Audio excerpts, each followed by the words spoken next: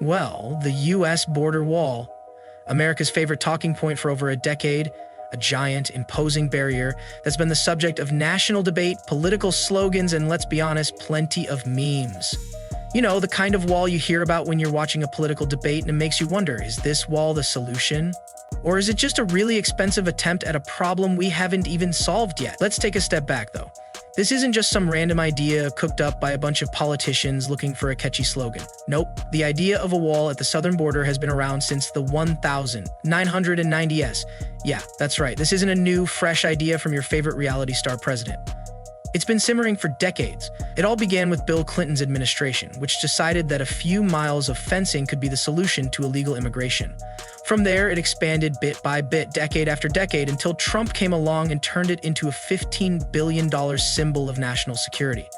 Now, we all know how Trump loved talking about the wall. After all, it became the highlight of his 2016 campaign. And for many, that wall symbolized something bigger, the promise of security and control over illegal immigration.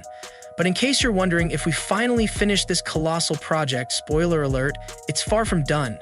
Let's take a look at what this giant border wall actually is, how it came to be, and why, for all its grandiosity, it still doesn't quite do what it was supposed to. The U.S. Mexico border wall spans over 1,930 miles. That's how long the U.S. and Mexico's border stretches. Now, here's where things get interesting. Only 696 miles of that border are actually protected by the wall. The rest, well, there are gaps, empty spaces, and natural obstacles like mountains, rivers, and the beautiful untamed wilderness. So much for a clean and efficient wall. The wall itself is 29 feet tall, made of steel beams with 4-inch gaps between them. Why 4 inches, you ask? It's not to look pretty, although, let's be honest, it doesn't really have a look to speak of. No, the 4-inch gap was apparently designed to allow Border Patrol agents to see what's happening on the other side, but not let people squeeze through because, they never thought anyone would get creative. And sure, the wall's reinforced, painted black to make it uncomfortably hot for anyone touching it, and some parts even have concrete poured into them to make them harder to cut through. It sounds pretty impressive, doesn't it? But here's the thing about these fancy wall designs. It's still not enough to stop people from finding their way in. If you thought a 29-foot steel wall would be enough to stop migrants and smugglers, well, you'd be wrong. You see, for all the high-tech surveillance and advanced security features like motion sensors, cameras, and drones, there's one little problem. People are a lot more creative than the wall's designers anticipated. Let's break it down. Over the course of 2019 to 2022, smugglers and migrants have managed to cut through the border wall 3,272 times. And how do they do it? With something surprisingly simple: cheap power tools. Angle grinders and demolition saws, tools you can buy at your local hardware store, are apparently all you need to make the wall as penetrable as a birthday cake. Smugglers use these tools to cut through steel beams in less than 20 minutes. And once they're done, the steel beam just swings open like some kind of giant cat door, giving smugglers and migrants an all-access pass to the U.S. Now, I'm not saying these tools are anything fancy. They're the kinds of tools you'd use to fix your fence at home. The only difference is, this time you're breaking into a country instead of fixing your yard. And once they've got that gap, oh, don't worry. They don't just leave. Smugglers come back to that same spot repeatedly, cutting and cutting until someone finally notices and makes a half-hearted attempt to patch it up.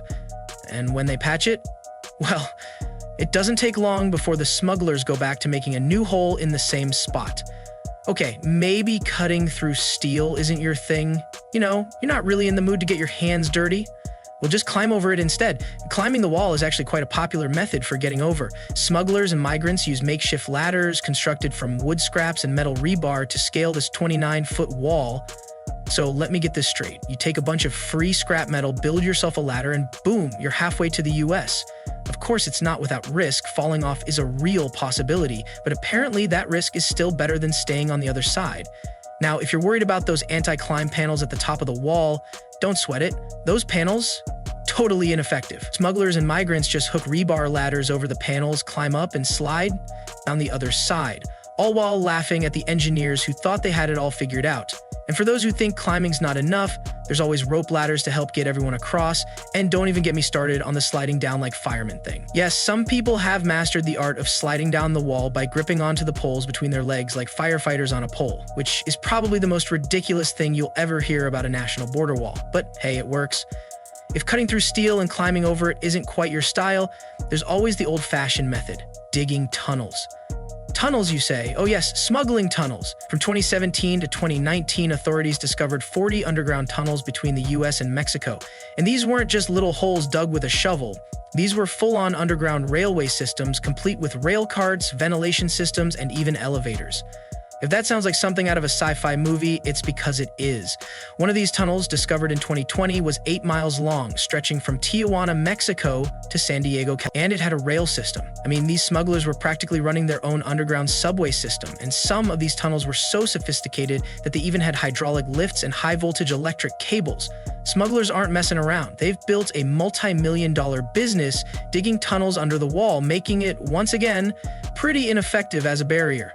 Now, you'd think that tunnels would be enough for smugglers to get their goods into the US, but drones have now taken over the role of the future of smuggling. In 2015, a drone was caught dropping 28 pounds of illegal substances across the border. The smugglers weren't using some military-grade drone, it was a regular quadcopter drone, the kind people use for photography.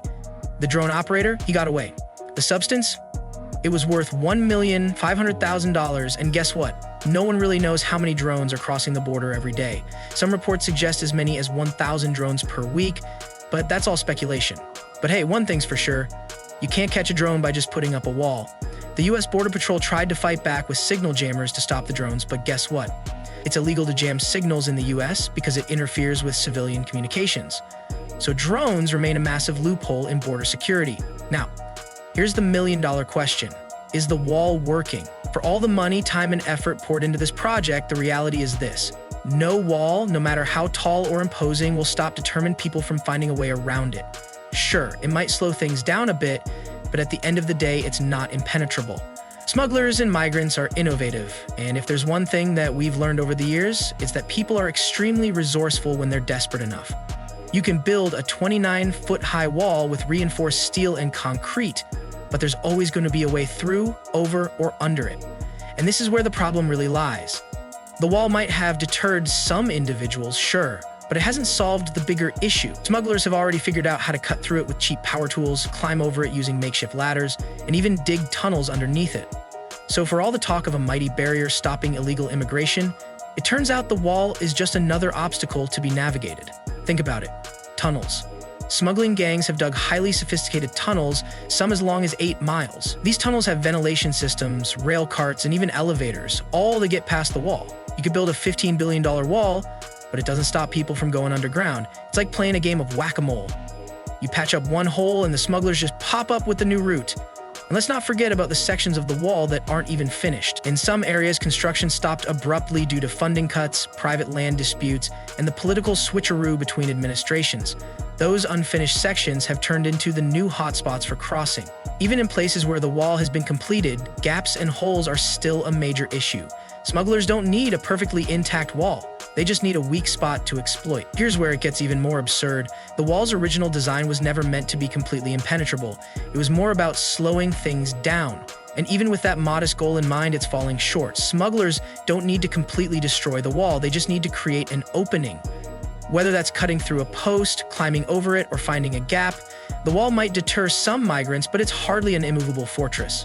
The $15 billion spent on this project hasn't solved the larger issues of illegal immigration, drug smuggling, or human trafficking. It's just one small piece of the puzzle. No single physical barrier can address the complex socioeconomic factors driving people to cross the border in the first place.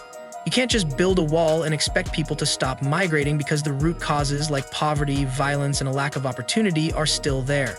Smugglers will find new ways to circumvent the wall, and migrants will continue their dangerous journey because they feel they have no other choice. Ultimately, the wall's $15 billion price tag might have slowed some traffic down, but it hasn't solved anything in the long run. The question isn't just about building walls, it's about finding real solutions to the issues of immigration, human rights, and security. Until we tackle these root causes, no wall, no matter how tall, will ever fix the problem. So, what's the takeaway? The wall remains unfinished, ineffective, and yet somehow still politically powerful. It's the perfect symbol of the divisiveness in American politics, a solution that can't even begin to solve the problems it's supposed to.